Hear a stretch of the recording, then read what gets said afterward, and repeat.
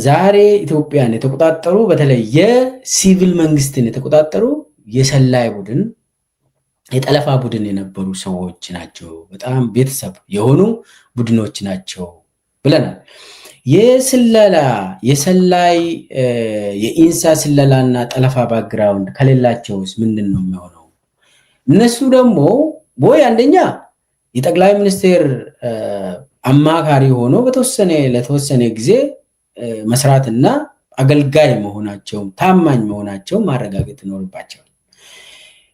ወይ ደግሞ እዛው አማካሪም ካልሆኑ ጠቅላይ ሚኒስቴር ጽህፈት ቤት ተመድበው በየጊዜው አብይን አግኝተው አጎብዳጅ መሆናቸው ታማኝ መሆናቸው አገልጋይ መሆናቸው ማስመስከር አለባቸው። ያ ካልሆነ ደግሞ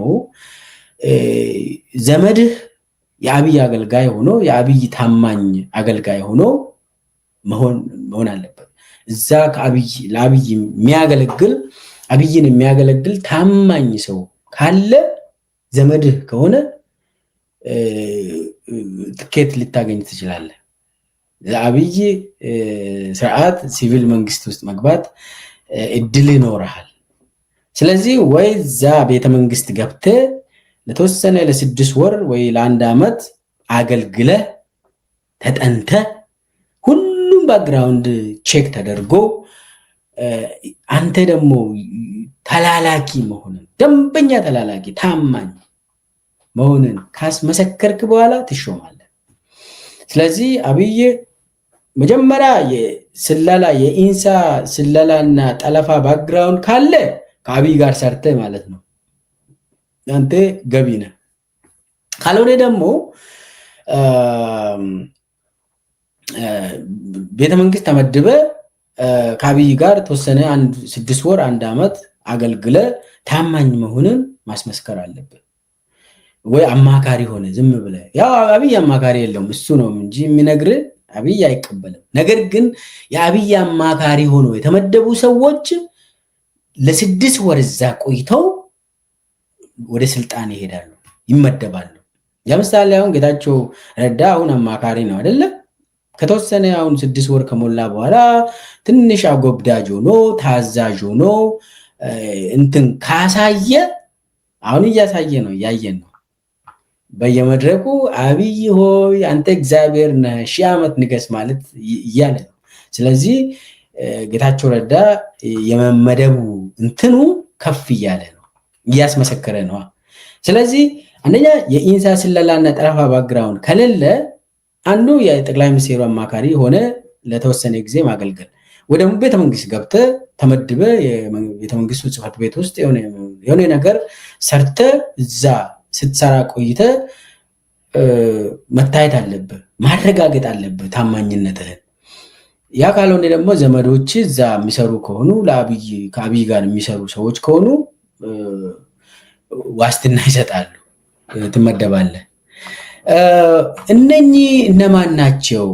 የኢንሳ ስለላና ጠለፋ ባክግራውንድ ቴክኖሎጂ ጠለፋ ባክግራውንድ የሌላቸው ሰዎች እነማን ናቸው ለምለው፣ አንደኛ ሽመልስ አብዲሳ። ያው ሽመልስ አብዲሳን ታውቃላችሁ። እሱ ዛሬ የኦሮሚያ ፕሬዝዳንት ነው፣ ርዕሰ መስተዳድሩ ነው። መጀመሪያ የአብይ የጠቅላይ ሚኒስቴሩ ቺፍ ኦፍ ስታፍ ሆኖ ተመደበ። እዛ በደንብ እንትን ተደርጎ ታይቶ በጣም አገልጋይ መሆኑ ታማኝ መሆኑ ከተረጋገጠ በኋላ ኦሮሚያ ላይ ፕሬዝዳንት ሆኖ ተመደበ። ባይዘው የሽመልስ በጣም ለየት ይላል። በኦሮሚያ አብይ ኦሮሚያ ላይ በነበረበት ጊዜም የአብይ ምክትል ሆኖ ነው ሲያገለግል የነበረው ሽመልስ። የኦሮሚያ ቤቶች ከተማ ልማትና ቤቶች ልማት የከተማ ልማትና ቤቶች ቢሮ ኃላፊ በነበረበት ጊዜ አብይ የሱ ምክትል ሆኖ ሲያገለግሉ የነበሩ አንዱ ወርቁ ጋቻና፣ 2 ሽመልስ አብዲሳ። ዛሬ ወርቁ ጋቻና አይተላለ ቅድም ተናግሬያለሁ። ሽመልስ አብዲሳ ደግሞ ዛሬ የኦሮሚያ ክልል ርዕሰ መስተዳድር ነው እና ተፈትኗል። በኢሳትና በተለያዩ ነገር ተፈትኖ የአብይን ፈተና ያለፈ አጎብዳጅ ሆኖ በደንብ ተፈትኖ ከዛም ቤተመንግስት ተወስዶ ቺፍ ኦፍ ስታፍ ሆኖ የአብይ ቦርሳ ተሸክሞ በቃ የተረጋገጠለት ሰው ስለሆነ ተመደበ። ሌላው ጠቅላይ ሚኒስትር ጽህፈት ቤት አማካሪ ሆኖ ከዛ አጎብዳጅ ሆኖ ከተመሰከረለት በኋላ የተመደበው ሬድዋን ሁሴን ነው። ሬድዋን ሁሴን ዛሬ ብሔራዊ ደህንነት ዋና ዳይሬክተር ነው። እሱም የጠቅላይ ሚኒስትር አማካሪ ሆኖ ለአመት ለተወሰነ ጊዜ አማካሪ ሆኖ ለአብይ ምንም የሚያማክረው ነገር የለም። ነገር ግን ምክሩን እየወሰደ ትሬኒንጉን ወስዶ እንዴት ከአብይ ጋር መስራት እንዳለበት ከለመደ በኋላ ሎያል ሆኖ ታማኝ ሆኖ ያንን ካረጋገጠ በኋላ የውጭ ጉዳይ ሚኒስቴር አካባቢ ተሾመ። አሁን ብሔራዊ ደህንነት ዋና ዳይሬክተር ሆኖ ተመድቦ እዛ ነው የሚሰራ። ሌላው አረጋ ከበደ ነው። አረጋ ከበደ ደግሞ ታውቃላችሁ የአብይ ተላላኪ የሆነው የአማራ ክልል ርዕሰ መስተዳድር ነው። አረጋ ከበደ እንዴት ነው አብይ አማራ ክልል ላይ የሾመው ብሎ ሰው በጣም ጥያቄ ይጠይቃል። ምንድነው የአብይ ግንኙነት የአብይና የአረጋ ከበደን ምንድነው የሚያስተሳስራቸው ብሎ ብዙ ሰው ይጠይቃል። ዋናው ነገር የአረጋ ከበደ ተመስገን ጥሩነህ ነው። ተመስገን ጥሩነህ የአብይ ታማኝ አገልጋይ ስለሆነ የተመስገን ጥሩነህና የአብይን ግንኙነት በጣም ተነጋግረናል። የአረጋ ከበደ በጣም ቅርብ ዘመን ነው ተመስገን ጥሩነህ። ስለዚህ የአንድ ሰፈር ልጆች ናቸው። የአንድ ሰፈር ልጆች ስለሆኑ ዘመድም ናቸው፣ የስጋ ዘመድ ነው እና አረጋ ከበደ ዋስትናው ተመስገን ጥሩነህ ነው። አረጋን እዛ ያደረገው ተመስገን ጥሩነህ ነው።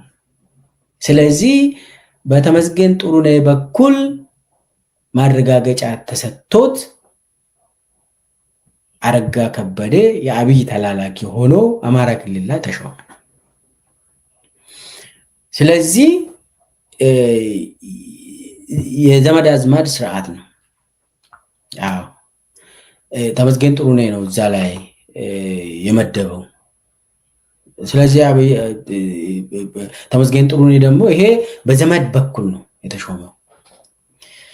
ሌላው ማሞ ምህረቱ ነው። ማሞ ምህረቱ ያው የብሔራዊ ባንክ የነበረው አሁን የተነሳው ከዛ የተነሳው ኢትዮጵያ ላይ እንግዲህ የኢትዮጵያን ኢኮኖሚ ከአብይ ጋር ለውጭ እንትን ኃይል የሸጡ ሰዎች ውስጥ ነው። እሱም መጀመሪያ ከውጭ ሀገር ካስመጣ በኋላ ማሞ ምህረቱ እና ኢዮብ ተካልኝ አንድ ላይ ነው ከወርልድ ባንክ አይኤምኤፍ ከውጭ ሀገር ያስገባው። አብይ ካስገባ በኋላ ምንድን ነው ያደረገው? ማሞ ምህረቱንም ኢዮብ ተካልኝ አሁን የብሔራዊ ባንክ ዋና ገዢ የሆነው ኢዮብ ተካልኝ ሁለቱም ስመጡ የአብይ አማካሪ ሆኖ ተመደቡ ቤተመንግስት። ምን ማለት ነው? አብይ አማካሪ ማለት የፈተና ጊዜ ነው። ሰው የአብይ አማካሪ ሆኖ ሲመደብ የጥሞና ጊዜ ነው። አብይን የምትማርበት ዘመን ነው፣ ጊዜ ነው። አብይን ተረድተ እንዴት ታማኝ መሆን እንዳለብህ፣ የእሱን እግር እንዴት መሳም እንዳለብህ፣ እንዴት የእሱ ተላላኪ መሆን እንዳለብህ፣ የእሱን እግር ጣቢን መጠጣት ካለብህ እንዴት መጠጣት እንዳለብህ የምትማርበት ጊዜ ነው አማካሪ የምትባለው። ኢዮብ ተካልኝም ማሞ ምህረቱም የአብይ አማካሪ ሆኖ ነው መጀመሪያ የተሾሙት። ከዛ አማካሪ ሆኖ ከታዩ በኋላ በጣም ቆንጆ ተላላኪ ናቸው። በቃ በደንብ ማረስ እንችልበታለን። በሬ እንደ በሬ በጣም ይሄ ምንድነው ቀጥ ብሎ የሚያርስ በሬ እንደዛ ከሆኑ በኋላ ነው የሚሾሙት እና ማሞ ምህረቱም የጠቅላይ ሚኒስቴሩ አድቫይዘር ሆኖ አማካሪ ሆኖ ተሾመ። በኋላ ትንሽ ታይቶ ከአንድ ዓመት በኋላ ብሔራዊ ደህንነት ገዢ ሆኖ ተመደበ። ማሞ ምህረቱም ተመሳሳይ ነው። መጀመሪያ የጠቅላይ ሚኒስቴር አማካሪ የኢኮኖሚ አማካሪ ተደረገ። በኋላ ደግሞ እንዳውም ምንድነው የኢንቨስትመንት ሆልዲንግ ሚኒስቴር ዴታ ሆነ። ከዛ በኋላ ፋይናንስ ሚኒስቴር ዴታ አህመድ ሺዴ ስር ሆኖ እንዲሰራ ተደረገ። አሁን ብሔራዊ ባንክ ገዢ ነው የሆነው። አዲሱ አረጋም በተመሳሳይ መልክ ዛሬ የግብርና ሚኒስቴር ሆኖ የተሾመው መጀመሪያ ያው በኦሮሚያ በነበረበት ጊዜም ተላላኪ ሆኖ በጣም አጎብዳጅ ሆኖ ካሳየ በኋላ የመጨረሻ ደግሞ ትምህርቱን አልጨረሰም ተብሎ ቤተመንግስት የአብይ ተደርጎ አማካሪ ሳይሆን እንዲማር የአብይ ትምህርት ቤት እንዲገባ ተደርጎ ቤተመንግስት ገብቶ እንዲማር ተደረገ። ቤተመንግስት ከቆየ በኋላ እዛ ትምህርቱን ጨርሶ በቃ አሁን መመደብ ይችላል በፌደራል ደረጃ ተብሎ የግብርና ሚኒስቴር ሆኖ ተሾመ። ግራጁዌት አድርጎ ከቤተመንግስት ከዛ ሌሎችም አሉ። ለምሳሌ መስፍን መላኩ አሁን የኦሮሚያ ከተማ ዘርፍ ሆኖ በምክትል ፕሬዝዳንትነት የሚመራው እሱም የአብይ ፕሮቶኮል ነበር። ከዛ በኋላ ታይቶ ተገምግሞ ጥሩ ስራ እየሰራ ነው በሚል ኦሮሚያ ላይ ተመደበ። የወደፊትም ፕሬዝዳንት ሊሆን ይችላል ኦሮሚያ ላይ ተብሎ የሚጠራ የአብይ ተላላኪ ነው። ሌላው ደመላሽ ገብረ ሚካኤል ነው። እንግዲህ ደመላሽ ገብረ ሚካኤል በኦሮሚያ ደረጃ ለአብይ በጣም ታማኝ የሆነው ደመላሽ ገብረ ሚካኤል አሁን የፌደራል ፖሊስ ኮሚሽነር ነው። ለአብይ ታማኝ የሆነው በኦሮሚያ በነበረበት ጊዜ ነው። በኦሮሚያ ክልል በነበረበት ጊዜ ኦሮሚያ ጸጥታ ዘርፍ ኃላፊ ነበር።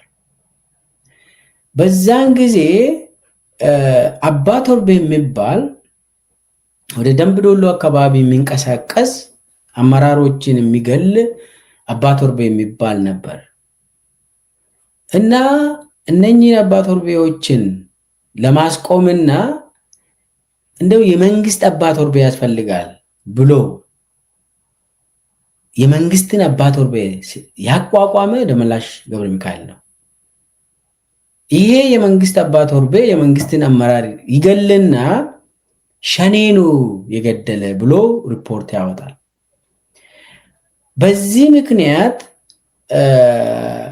ኦሮሞ ውስጥ በጣም መጠራጠር እንዲመጣ ለምሳሌ ከአርሲ ተወላጆች የኦሮሚያ አመራር የሆኑ ወለጋ ሄዶ እንዲሞቱ ይደረጋል።